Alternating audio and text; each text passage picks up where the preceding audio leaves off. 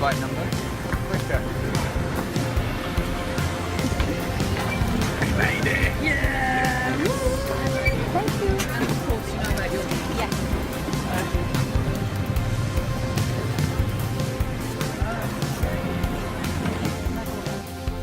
He is arguably the most famous person in history. Over 2 billion people claim to follow him. That's 1/3 of the world's population. He's represented in art and literature more than any other figure. Time magazine called him the most influential person who has ever lived. But who is Jesus?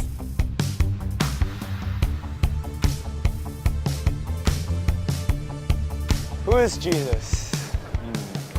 I think, I believe he was a person. He's the Son of God. I don't believe Jesus ever really existed. Son of God. If I have to answer that question, I would say God. he plays on the wing for Chelsea. If you read the Bible, I don't think I believe in all of that. Everything. He can be any, but for me, he's everything. Who is Jesus? To be honest with you, I don't know. I'm not super religious or anything, so I mean, I guess he's a savior or something. Personally, I think that Jesus was probably a really cool dude who lived a long time ago and gave great advice to people, and it snowballed from there. For much of my life, I wasn't a Christian. I come from a family of trial lawyers, barristers. My father was a barrister, my mother was a barrister, my sister is a barrister, my son qualified as a barrister, my daughter qualified as a barrister, both my grandfathers on both sides were barristers, my uncle was a barrister. If we'd had a cat, it would definitely have been a barrister. My father was a Jew, a secular Jew. He escaped the Holocaust. Many of his family had died in the Holocaust. My mother was not a churchgoer. My father described himself as an agnostic, and I came to the conclusion that I was an atheist as a teenager, and I was quite an argumentative atheist. Not that I was out to convert people to atheism, but if anyone tried to convert me to Christianity, then I had a lot to say on the subject. And I was quite suspicious of Christians. I'd come across one or two of them in my gap year, and they had these smiles, which I found deeply suspicious. And in my first year at university, I had a room next door to my great friend, Nicky Lee. And I warned him against these Christians. I said, don't let them into your room, whatever you do. But it was too late. He'd met some, and one time he and his then girlfriend, now his wife, Scylla, came back and they said that they had become Christians. I was horrified. I mean, they were such lovely people. I thought, how can I help them?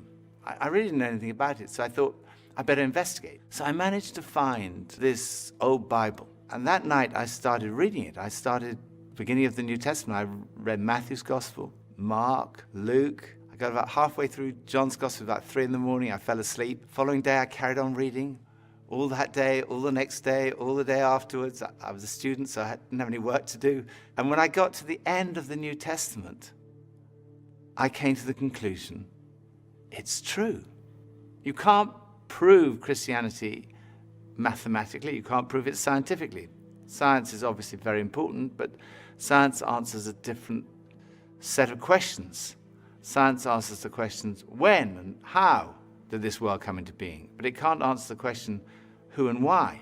Supposing I had a cake here, which I've made, and I give it to a scientist, the scientist will be able to answer the question, how it was made. They may be able to tell you when it was made, but only I can tell you who made it and why I made it.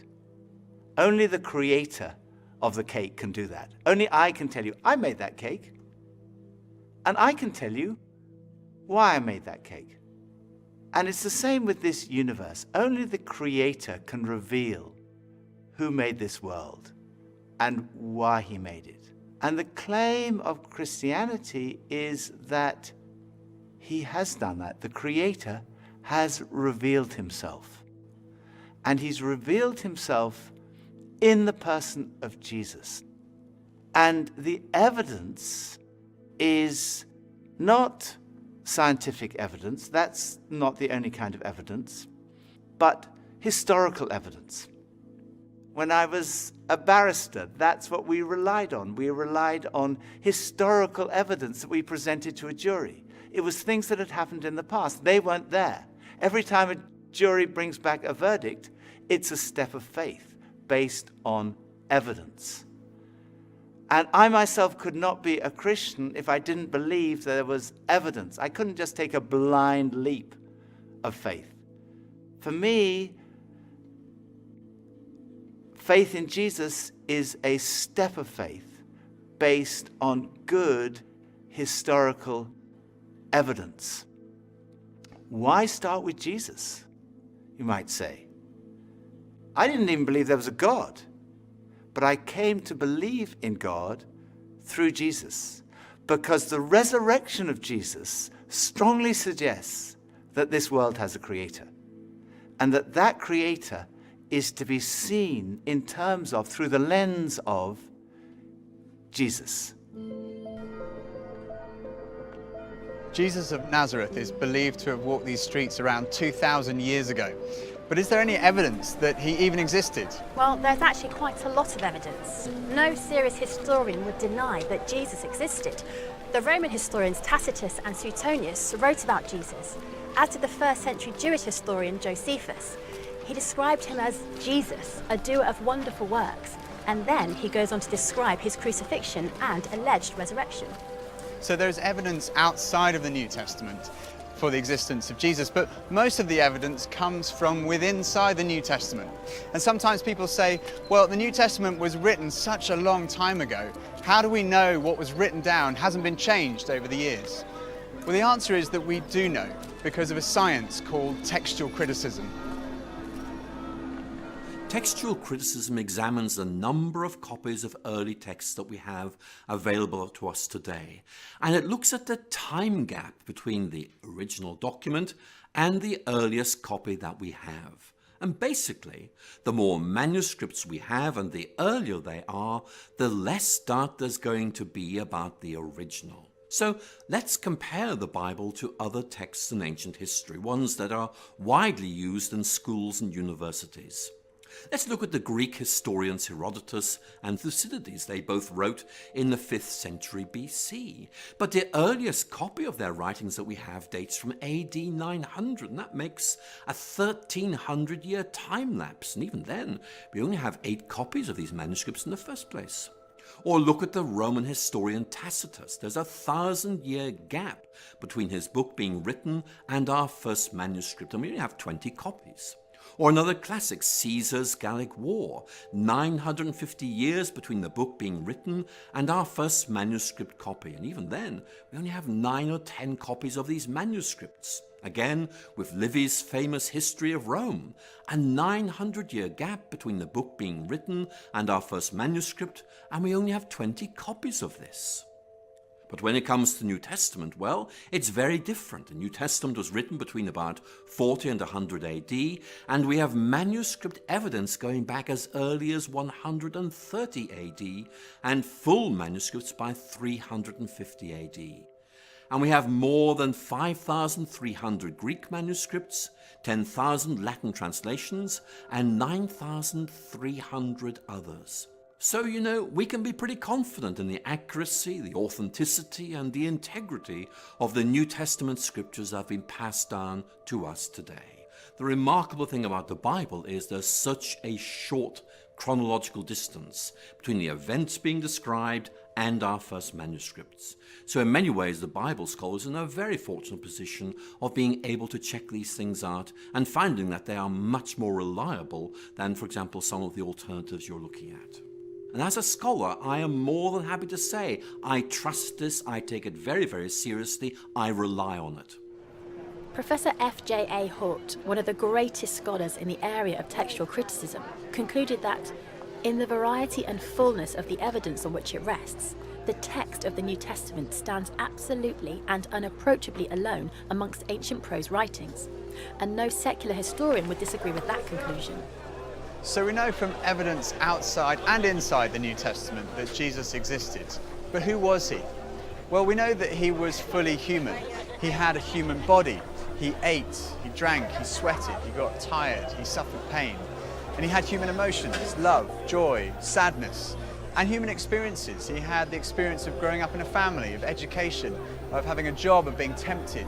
And he experienced bereavement and suffering and torture and even death. Many today would say, okay, he was a human being, but only a human being. Maybe he was a great religious teacher, but no more than that. Others would say he was much more than that.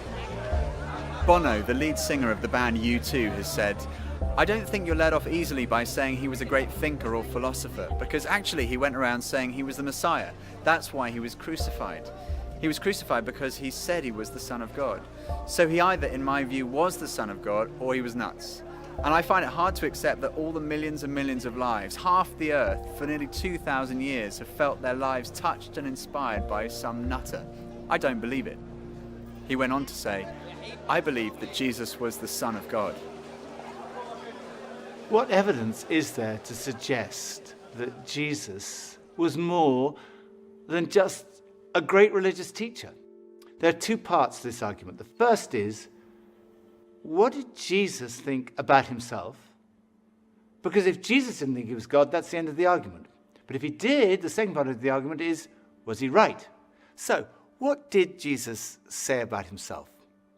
First piece of evidence is the fact that his teaching was centered on himself. Most great religious teachers point away from themselves. They say, don't look at me, look at God. Jesus, who personified humility in pointing people to God, pointed to himself. He said, look at me, come to me. We've talked about this search for meaning and purpose, that feeling of like a spiritual hunger that other things don't quite satisfy. Jesus said, I am the bread of life. I'm the one who can satisfy that spiritual hunger. Addiction is a major problem in our society. Jesus said, if the Son, in other words, if he himself sets you free, you will be free indeed. Then there's all the stuff we carry around, worry, anxiety, guilt, fear. Jesus said, come to me, all you who are weary and burdened, and I will give you rest. He said, if you receive me, you receive God. If you welcome me, you welcome God. If you've seen me, you've seen God.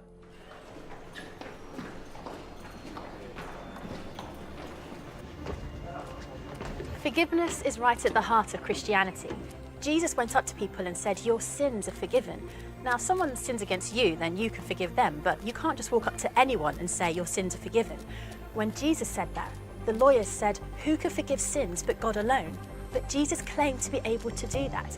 In fact, Jesus said that he came to give his life so that people could be forgiven.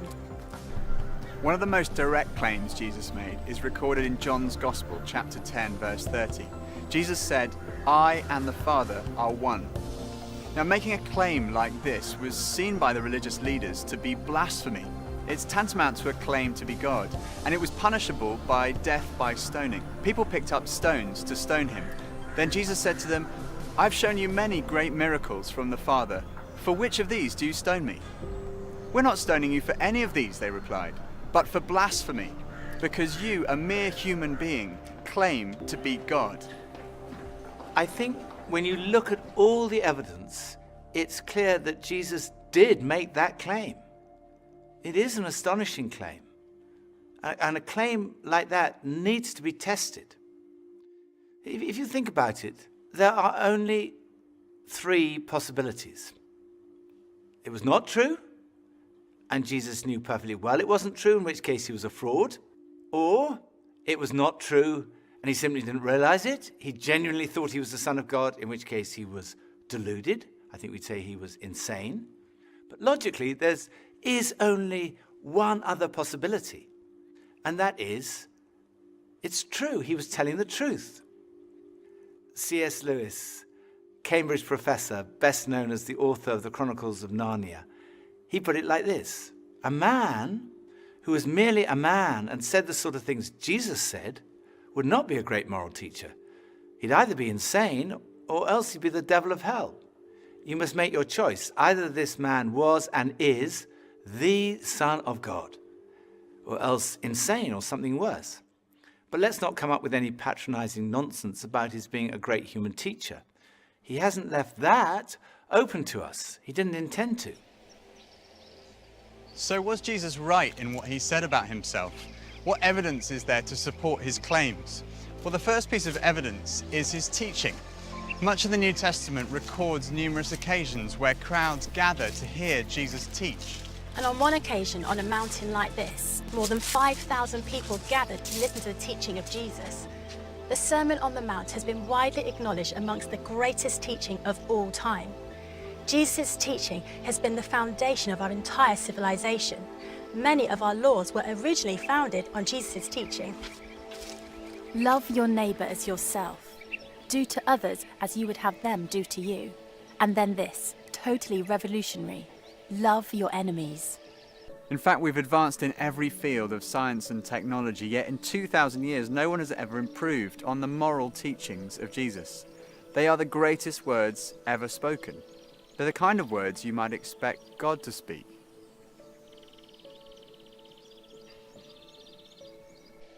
Another thing that marked Jesus' life was his love for the marginalized, feeding the hungry, healing the sick.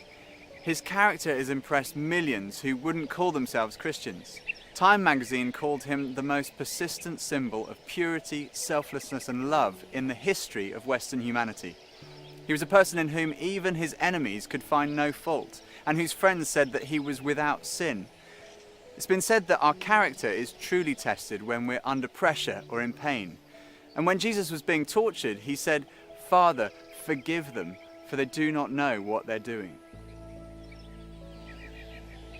Another piece of evidence is his fulfillment of Old Testament prophecy. No one else in history has had a whole collection of books written about them before they were born. Jesus fulfilled over 300 Old Testament prophecies, 29 of them in a single day. Of course, it could be suggested he was a kind of clever con man who set out deliberately to deceive people. He read all these prophecies and he thought, right, I'm going to go through and I'm going to fulfill them all in my life. The difficulty with that theory is that, first of all, the sheer number of them. And then the fact that, humanly speaking, he had no control over many of these things. There were prophecies about the exact manner of his death, about the place of his burial, even about the place of his birth. Clever con man would be going around and say, oh my goodness, I'm supposed to be born in Bethlehem. It's too late. Then the final piece of evidence, his conquest of death. The physical resurrection of Jesus is the cornerstone of Christianity. And this is relevant to every single one of us because we're all going to die. It's the ultimate statistic. 1 in 1 die. You go to a funeral. The coffin is lowered into the ground. It looks absolutely final. And it is. Unless Jesus died and was buried and then was raised to life. In which case, death has been conquered. But is this just wishful thinking?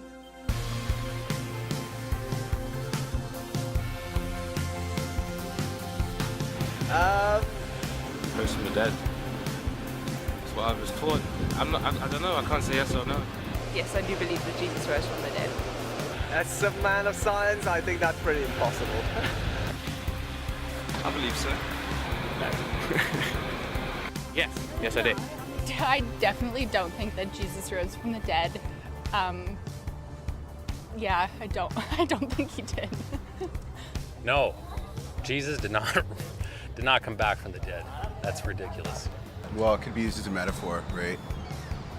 Could have been a drug trip. Yeah, of course I do. I do believe in that, 100%. Just the relationship that I have with him is proof enough. I'm not sure. I haven't looked that up. I don't know. I don't know. There are 4 pieces of evidence for the resurrection. The first is his absence from the tomb. No one has ever satisfactorily explained how Jesus' body was absent from the tomb that first Easter day. People have come up with all kinds of explanations. For example, maybe the authorities stole the body. Well, in that case, why didn't they produce it when people started saying that he'd risen from the dead? Or perhaps the robbers stole the body. But when the disciples heard that Jesus had been seen, they ran to the tomb, and they found that the tomb was not empty. Inside the tomb were the grave clothes that Jesus had been wrapped in. The only valuable thing that a robber might have taken was still there. The grave clothes had collapsed like a caterpillar's cocoon when a butterfly has emerged. And the piece that had been around Jesus' head had been folded up and put in a different place. And when they saw that, they believed. The second was his presence with the disciples. Jesus was seen on more than 11 occasions, on one occasion by a group of around 500 people. People say, well, it could have been a hallucination. Well, hallucination does happen among highly strung, very nervous or highly imaginative people, or people who are sick or on drugs. But the disciples don't fit any of those categories. They were cynics like Thomas. There were tough fishermen, there were tax collectors, and tax collectors do not hallucinate. The third piece of evidence is the transformation that we see in the disciples. Here was a group of people who were disillusioned, despairing that their leader had died, and then suddenly they were transformed. They started saying, we've seen Jesus, he's really alive. And they went around telling everybody.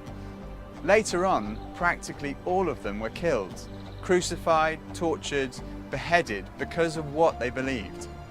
And if they were deceiving people, all they had to do was say, no, it's not actually true. But they never said that because they knew it was true. It had totally transformed their lives. And as a result, this extraordinary movement swept around the whole known world. And it's a movement without precedent in the history of humanity. And fourth, it's still happening today. There are now over 2.3 billion Christians around the world, of every ethnicity, continent, nationality, economic, social and intellectual background.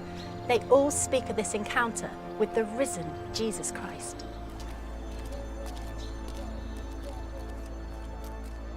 So what are we to make of Jesus?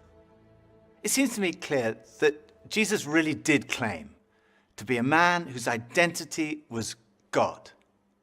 And when we look at the evidence of his teaching, his life, his character, his fulfillment of prophecy, his resurrection, to say he was insane or a fraud seems to me absurd, illogical, actually unbelievable.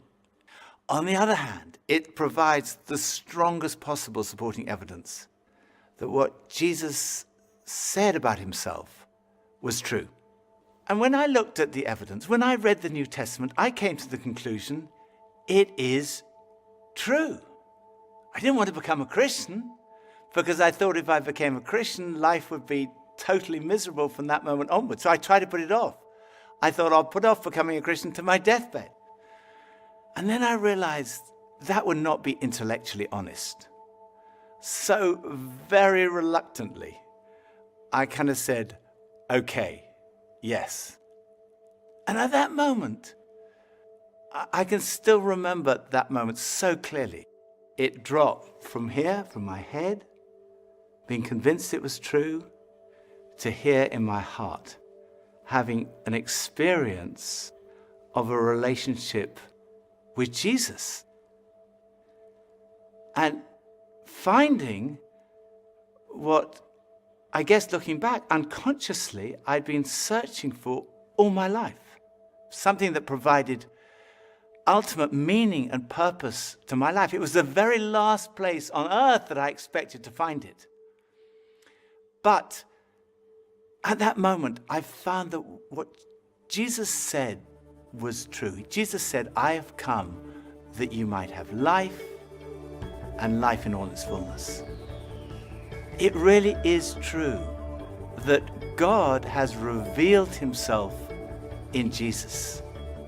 Jesus really is who he claimed to be. Jesus really did rise from the dead. There is hope beyond this life. There is hope for this life. Right now, in this life, in an encounter with Jesus, we find life and life in all its fullness.